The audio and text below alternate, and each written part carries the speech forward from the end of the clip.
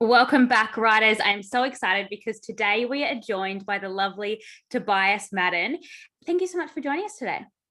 Thank you for having me. This is very fun. Now, if you haven't heard of Tobias, he is the author of Anything But Fine and soon to come to our shelves, Take a Bow, Noah Mitchell, both beautiful YA novels. But today I kind of want to talk to you about the process of specifically how you got there and how you got to writing, because you are a creative of many talents, not just writing. You started your career out as a performer. So I kind of want to know how you got into that and how you transitioned from that into becoming a writer. Yeah, so it's kind of like it's been a bit of a long and winding journey. I think I kind of started life more in the kind of book space. I was very nerdy at school. I wrote a lot. My mum was a teacher, an English teacher, so that was kind of very much a part of my childhood until I discovered musicals at the age of about, I think, 14. And from that point on, my sole focus in life was on performing. So I started all the different dance classes and singing lessons and just was very much in that kind of amateur theatre scene in Ballarat, where I grew up as well, and sort of set my sights on studying performing at uni. Did that, was very lucky, went on to have this, really quite wonderful career for about 10 years on stage in Australia, which was amazing. But then eventually I kind of got to a point where I was looking for something else. It's not the easiest lifestyle being a touring actor in Australia. Um, and I was getting a little older and it was getting a little harder to find jobs. And so I was like, what else do I like doing? What is there? And I was like, maybe writing. I'll just write a book. Obviously not having any clue of the amount of work that then would go into that, the years and years of work that would go into that. But then, yeah, so I'm a bit of an all or nothing kind of guy. So once I had that in my mind, I sort of focused on writing and just put all my time and energy into that in a variety of different ways. And then, yeah, a few years later, we've ended up here, which is kind of mind blowing, I guess, in a way. That's amazing. So obviously, with your mum being an English teacher, you read a lot, and I'm sure that was really prominent growing up.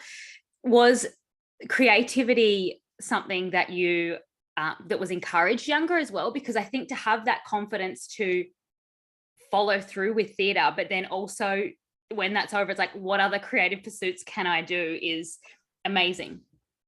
Yeah, I think creativity was probably the biggest part of my childhood.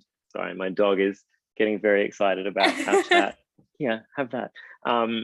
Yeah, our house was just full of creativity. We were always drawing and reading and listening to music and kind of exploring. We lived in the bush, so we were sort of just, everything did kind of revolve around creativity, which you never really think about until someone asks. But now that I'm thinking about it, I'm like, oh yeah, that's kind of all we did, and my parents are both very creative as well.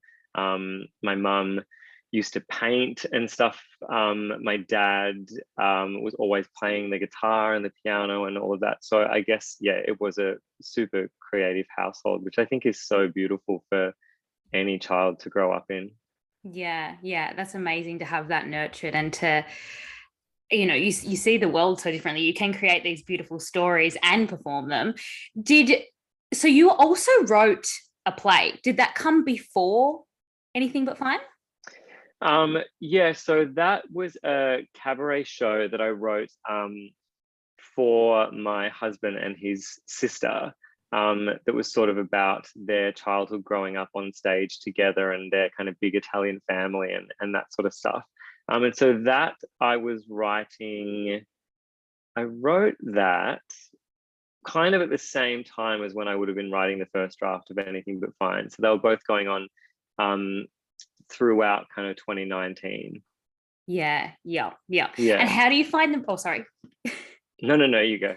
How do you find the process of creating something like a screenplay, but then also creating something like especially at the same time? Like they're both different modalities, I Yeah, guess. it was interesting, and I think if anything, I probably have more experience with theatre and with scripts than I do with fiction, because I spent most of my life not reading books. While I was in that kind of theatre phase, I was just reading scripts. And Yeah. when you study theatre at university, you read, like, I cannot even tell you how many scripts you have to read for things. So like there is kind of no time for reading fiction. So I did have a really big gap in my life of not really reading any books, which is so weird to me now.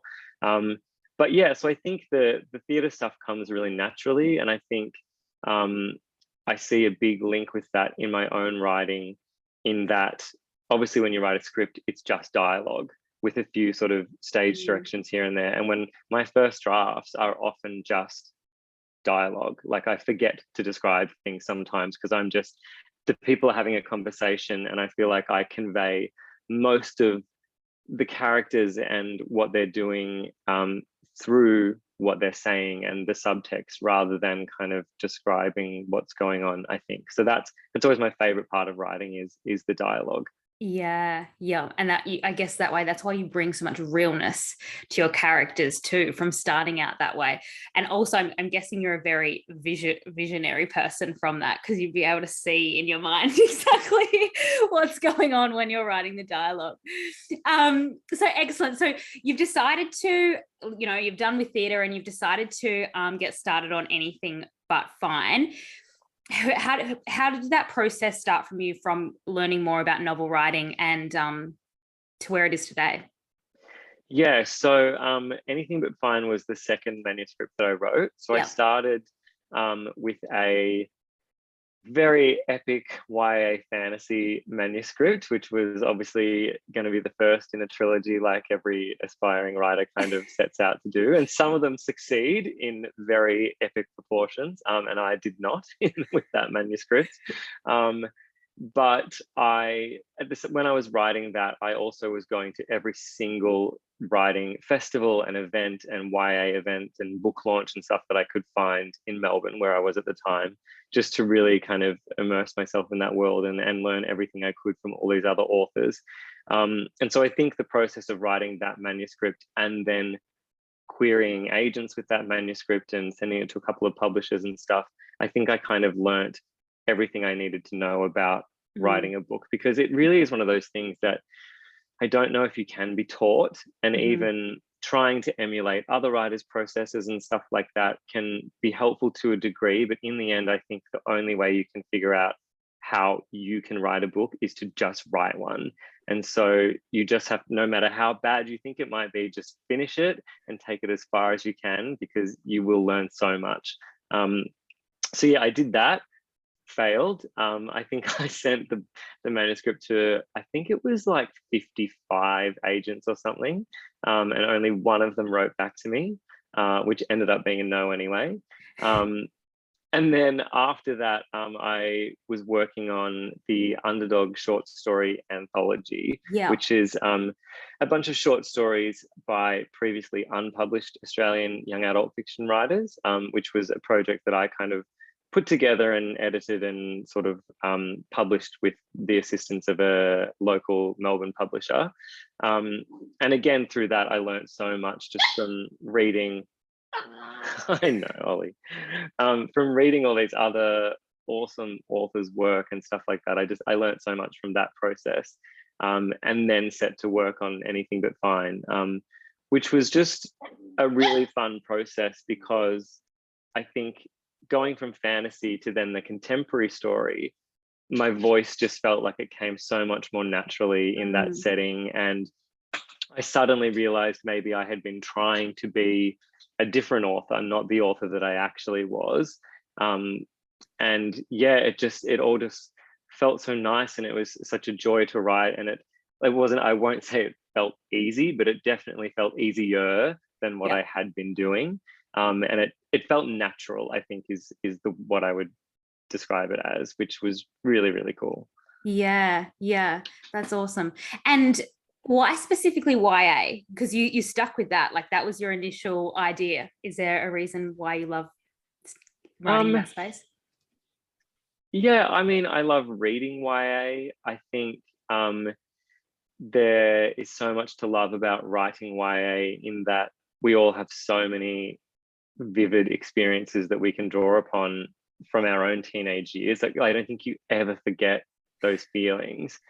And I think the thing that I like about it, particularly writing contemporary YA, is just that the stakes are so high for the characters, even in the most mundane situations. Just a little text message of this, a fight with someone, you know, it's all epic, even just in the smallest kind of details. And I just love sitting in that feeling myself and kind of processing that, and you know, working through those conflicts for characters who are most likely experiencing a lot of this for the very first time. So I just love the immediacy and the stakes, and everything is just that little bit heightened and dramatic, which I think, you know, as an actor, I kind of just live for the drama a bit.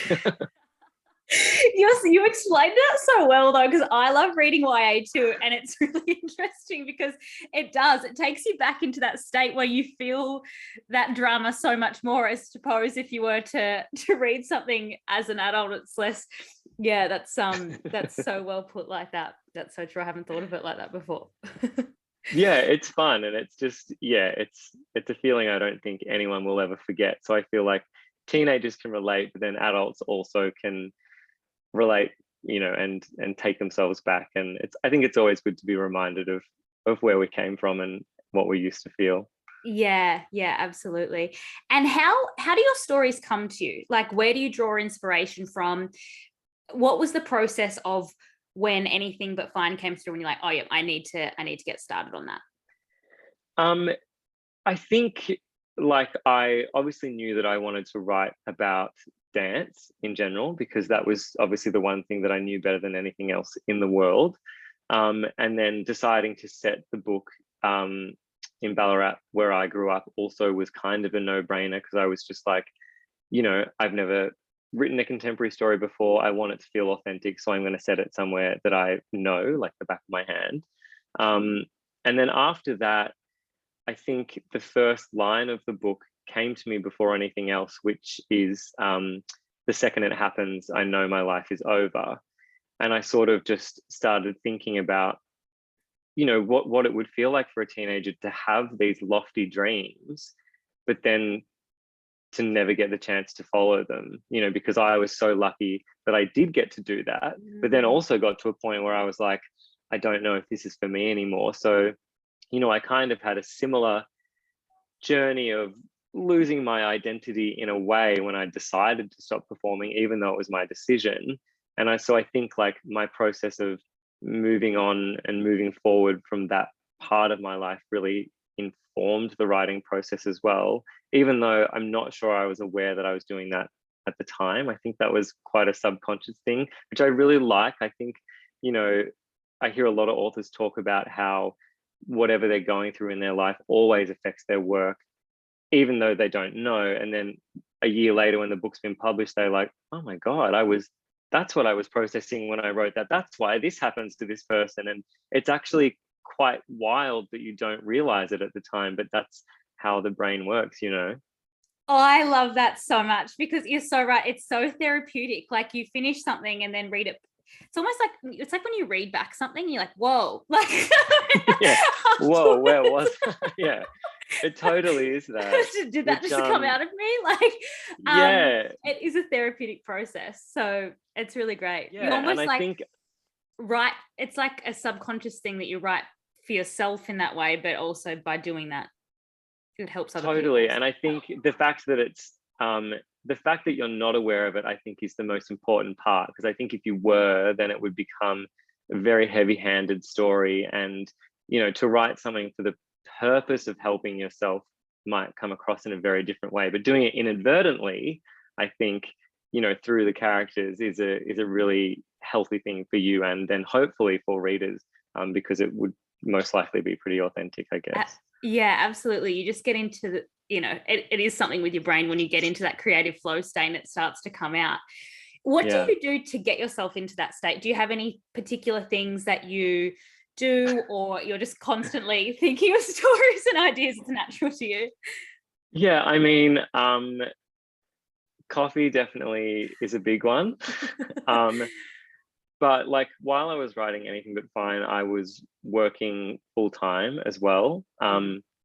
And it was a very big year actually in a lot of ways. We moved house, we got married, had a couple of overseas trips. There was just a whole lot going on. And so all of the writing really did happen kind of in the margins of the day. Like I was writing on lunch breaks, late at night, early morning on the weekend, like just all that sort of stuff, just really cramming it in whenever I could. And I think that in some ways that helped me form a really good habit of just being able to sit down and just write and to not think too much about what I need to be able to do it well or properly. It's kind of just like go to the desk, smash out some words. They might not be brilliant, but I am a very, very big believer in just messy first drafts and just getting everything out, because I know it's so cliche when people say you can't edit a blank page, but you genuinely can't.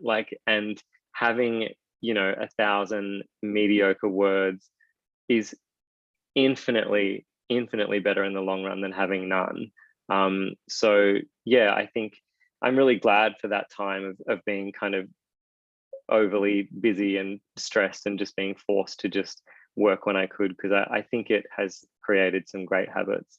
Yeah, absolutely. And you're able to put yourself, you almost, I'm sure when you're not working, are you working full time now or?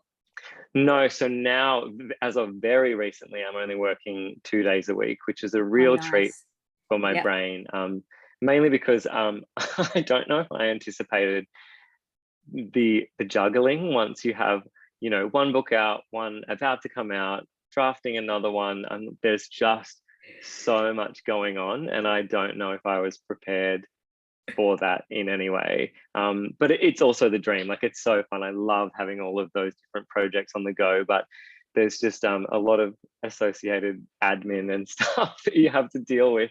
And so yeah, cutting back on work was something I was very, very fortunate to be able to do. Yeah. Yeah. But you also become a really excellent multitasker for when, you think being able to cut back hours, oh, it might be good because now I can have more time to write. But you're so right. There's so much more involved than just the writing of it. So that's great. Now you have given us so much wisdom today on the process. I really love how you spoke about just get it out, like literally just get it out. I think, there's 1,001 courses out there and it is great to obviously learn, but you can get stuck in that overthinking planning stage rather than just get it out. Do you have any other just really good tips or hints for someone who's looking at starting to write a book or are in the process of drafting something right now? Yeah, I think Ollie would like to contribute to this one. I think that there's probably a few really easy things. The first one is just read a lot of books. I think reading books, is the best way to learn about stories and crafting stories, because when you read a good one, you can tell why it's good. And when you read a bad one, you can tell why it's bad. And so then you can, put all that together in your mind to help you structure your own stories, I think. So reading is absolutely key. I think, like I said before, just finish what you're working on. If it's a short story, a manuscript, whatever, just finish it, because like I said, you will learn so much more from writing one full manuscript and taking that as far as you can than starting 800 different manuscripts. Because the process changes so much over that period of time when you're trying to write a full length manuscript, because for a lot of people that is like a year, because people have jobs and they have other things to do. So so finish what you're working on, I think, is really important. And I think my biggest one at the moment is just about that first draft, about just get it on the page and don't stress too much about it, because first drafts aren't meant to be pretty. And I think Elizabeth Gilbert has a really, really great quote in Big Magic, which actually that's another one. If you have just started writing, please read Big Magic by Elizabeth Gilbert, because I read it basically every year and it always helps me, and I always cry about something that I'm going through in my life. But she has this quote about not perfect, about first drafts, where she says her only aim when she's writing them is to make them stupendously imperfect, which I think is a really cool way to look at it. If you're like, it's going to be as imperfect as I possibly can make it, like, but then it's there, and then you can make it perfect. But yeah, I just really love that quote, that stupendously imperfect. I think it's really, really fantastic. I love that. It's almost like I want to like put that up somewhere just to look at I it. literally have it. I have it Do on you? my corkboard. I wrote it I out. love Yeah. that. And I I have a love Big couple up Magic. there. That is the Yes, it's the Big best. Magic is the best. It's actually a good reminder. I need to pick it up again because I haven't read that in a while. So good. And no matter what stage you're at, I feel like there's something you'll get from it. Like I pick up different things than when I was starting writing than what I do now. I have that on a little card on my corkboard. And the other one that I have written up there just says, "You write you." And I think that's a really important one for aspiring writers as well, because you just don't worry about what anyone else thinks or anything, especially when you're drafting. Just you write you and stick with that. Yeah, I love that. That is so great. Okay, I do want to learn a little bit more about this book that you've got coming out. Take about Noah Mitchell. Are you able to give listeners a little bit of an insight to what to expect? Is it August it's coming out? Is that right? Yeah, 30th of August. So it's a September book, we call it. But 30th of August. Yeah, I'm really excited about it. It's combines my two favorite things as a teenager, which were computer games and amateur theatre, which then I had to sort of mash together into some sort of plot. So what we've ended up with is Noah, who's a 17-year-old gamer who decides to go undercover in a local production of Chicago the Musical, where his incredibly self-obsessed mother is playing the lead role, in order to win the heart of his secret online crush. So yeah, it was so much fun to write. And Noah is very nerdy and sarcastic and witty and dry, and he was really, really fun to write. And I'm very excited for people to read it. It was really nice to write about the theatre world, I think, in particular, again, because I know it so well and I know, what those people are like. And it's very different to Anything But Fine, but I think has some similar themes. I think, a lot of writers kind of draw on similar things in their work. I hope everyone likes it. It's funny, like when I was writing it, I thought that there'd be no one else in the world who would relate to this character, but I've had so many messages already from people who have read the advanced copies being like, "Oh my god, this is my life, like I don't know how you got this." And I was like, oh, it looks like I'm not the only gaming and music theater nerd out there after all. I was going to say, I really like how those two are matched, and Chicago's my favorite, so I'm I'm excited to read this. That's great. Excellent. I can't thank you so much for joining us today. It's been an absolute wonderful chat, and I'm so excited to share all your wisdom with all our listeners. If anyone wants to get in contact with you, or your books are available everywhere, but if anyone wants to get in contact with you, where's the best place to contact you? Come and find me on social media. I'm Tobias_Madden everywhere, I think. Come say hello. I love chatting about writing all the time, and I do my best to reply when I can. So come say hello. And I hope everyone likes the books. Yeah, absolutely. Thank you so much for that. Thank you.